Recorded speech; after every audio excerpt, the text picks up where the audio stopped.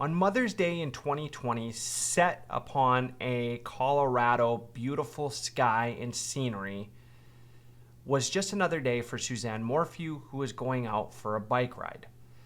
Now later on, Suzanne wouldn't come home. The authorities would find her bike and her helmet, but they wouldn't find her body for almost 3.5 years. So what do you think happened? Did Suzanne disappear because she was attacked by an animal? Was Suzanne kidnapped, murdered, and her body disposed of? Or did her husband, who she was planning on splitting from, have something to do with the murder? Before we jump into that, true crime fans, I'm your host, Tim Sahlberg. You already know what to do. Hit that subscribe button down below. If you like the video, make sure you hit that like. Let's get it out to more people. And leave me a comment. I always want to hear from you folks. You have such great perspectives. It really makes me think of cases in a different light after some of the comments that we see, and we've had a lot of comments on our videos, so I do appreciate that. It is something that's really fun to wake up to as well, just to see and hear some of the perspectives that you folks have. So I'm just going to tell you, I'm going to jump all over on this video because this has been a case that's been ongoing for 3.5 years, just about 3.5 years, and a lot of stuff's happened in this case. Now, I go from thinking Barry has something to do with it to thinking maybe Barry doesn't have anything to do with it, back to thinking Barry does have something to do with it. So let me explain all of that. If you go all the way back to when Suzanne disappeared and the media first took on this case, Barry comes out and basically says, hey, maybe an animal took her, right? Or you see that at least in the body cam footage. And if you've ever lived out in the country or a more rural, remote area, you know that this is a possibility. I was born and raised in Dawson Creek, British Columbia, and it wasn't uncommon for us to hear that there was a bear around town or mountain lions that were hunting in and around. We would see coyotes, we'd see fox. I never seen wolves in town. I never seen cougars in town either, but you would hear of them just kind of on the outskirts. And this is basically where Suzanne was going for a bike ride. So did I think that this was very possible? I did. Now, this was long before I heard any of the information of Suzanne having her affair for the previous 2 years, and before Barry was essentially questioned for the disappearance of his wife. Now, I did change my mind a little bit once I started hearing some of the things that were coming up. And when I went through some of the evidence, specifically the text messages, it really did sound like there was something that wasn't going well in the marriage, and it did sound like Suzanne was scared of Barry. The text messages don't outline that she was being physically assaulted, but they do outline that she was scared of Barry, and she was scared of what he was capable of doing because he did not want to have a divorce. Now, that could only lead us to speculation from there, but if you read through the text messages, it does sound like Barry did have a pretty strong hold over the finances, over what Suzanne could or couldn't do, or what the expectations of Suzanne were throughout that household. Now, the text messages do outline that Suzanne was no longer happy in that household, and she was trying to come up with a way to be able to leave, and she wanted to leave civilly. And that's what she wrote in her text messages. And she does state that she talked to Barry about it and that Barry was open to having conversations. But if you keep reading through, it sounds like he closes them off pretty quickly. Now, he does cite scripture and things like that that basically come back to say that he is not willing or open to having a divorce. Now, that doesn't prove that Barry's guilty or has had anything to do with Suzanne's disappearance. And even with the authorities finding her body, this leaves a lot more questions than it does answers. So I went from not thinking he had anything to do with it to thinking possibly he had something to do with it. So let's just talk about a few of the things that might have led me to believe that he did have something to do with it. So one, there seemed to be some discrepancies with his perception of the marriage, although he does say that they were having, some troubles, but it didn't really feel like, and this is just intuition, that he thought a divorce was coming. If you read the text messages, it sounds like Suzanne was getting the courage to have that conversation with Barry, and that timeline would fit very well. Now, again, this is all speculation. We don't know what that last conversation looked like. Now, another thing that is weird is that the last picture that was ever sent was Suzanne sending a selfie to the person that she had been having an affair with. Now, did Barry see this, or did Barry have some sort of software program that was tracking what she was doing on her phone?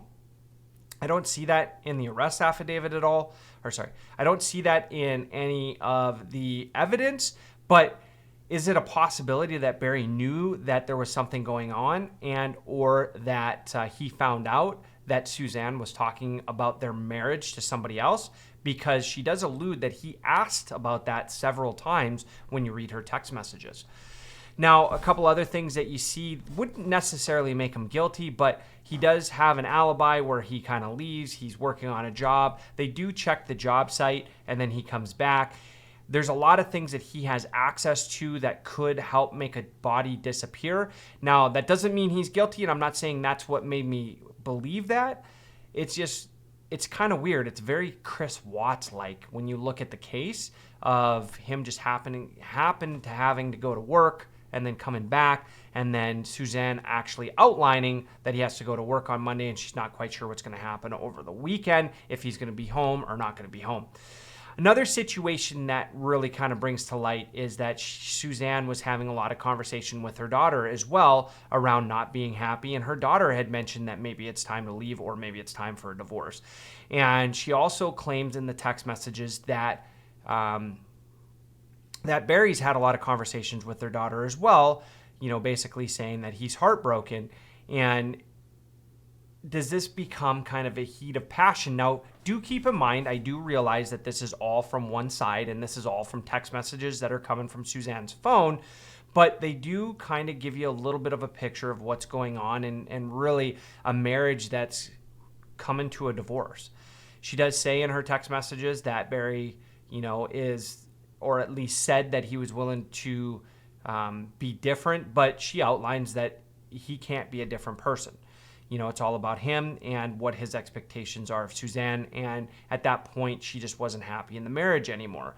So all of those things, nothing was really smoking gun. There was nothing there that, said, hey, Barry did it. There was just the basic, knowledge of many times that this happens. And if it's domestic related, that almost 70% of the time it's somebody that the victim knows, right? And in this case, that's what we have to go off of, is just the statistics. Now, that being said, kind of like what I said before, is it a possibility when she's out riding her bike that maybe an animal attacked her? It is. Is it a possibility that somebody was able to snatch her up, kidnap her, and then do whatever they wanted with her at that point and then dispose of her body? That is also a real possibility, considering the fact that she was very remote with where she was at. Now, hear me out on this one, because you're saying you are bouncing around.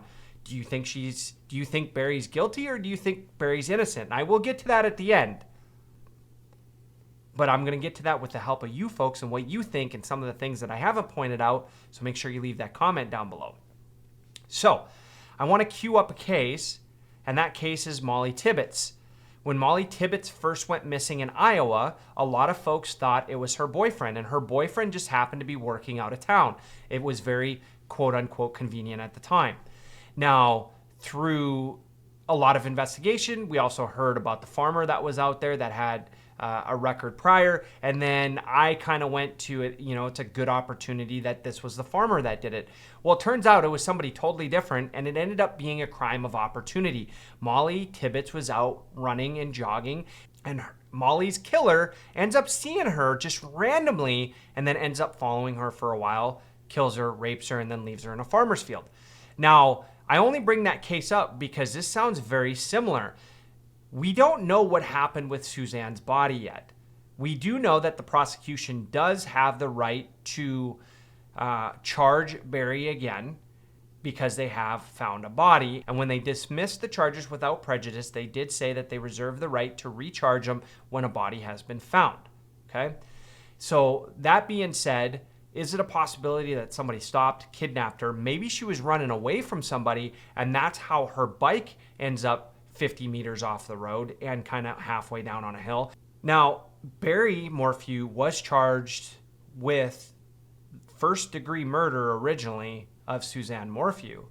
Now, due to technicalities and their rock star expert witness not being able to testify, the prosecution decided that they were going to drop all charges and come back and decide if they're going to charge Barry. Now, at the time I'm recording this video, which is Monday, October 2nd, there has been no new charges filed. Now, definitely there could be some changes that happen, and we could see that the prosecution lays charges again. I will post this video on Wednesday, which is going to be October 4th. So there is a 48-hour period. So bear with me if that happens. I will leave a comment down below as well. But do you think that Barry is going to be charged again, and do you think he has something to do with it? Now, what I think is happening right now is that the prosecution is looking at what can they get off of the remains that have been found, okay? I also want to highlight the reason why they found Suzanne's body is because they were searching an area that was called the Boneyard because they had found the body of James Montoya, who was found in that area previously, and then they were looking for a lady named Edna, who was 55 years old, and she had went missing, and they thought she was going to be in the area as well. So the authorities happened to come across Suzanne Morphew's remains while they were looking for Edna. Now that brings a whole new set of circumstances in this case. So first, is there a serial killer going on there if they're looking in that same area? And I don't believe they found Edna yet, but 2 sets of bodies in that same area. Is that coincidence? Could be. We don't really believe in coincidences. Now, I would say that they need to look into Barry? Maybe Barry had something to do with all 3 of them. Maybe he was tied to Edna, maybe he was tied to James, and maybe he was tied to Suzanne.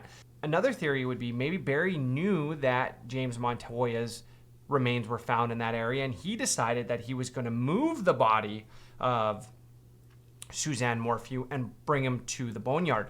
Now, that is a very real possibility. I want to hear from you folks. Do you think that that is what happened? Now, again, when we hear about the autopsy, they're going to be able to say, was the body moved? How long ago was it moved? And depending on how bad the body has been decayed, which 3.5 years, I would imagine it's in pretty rough shape.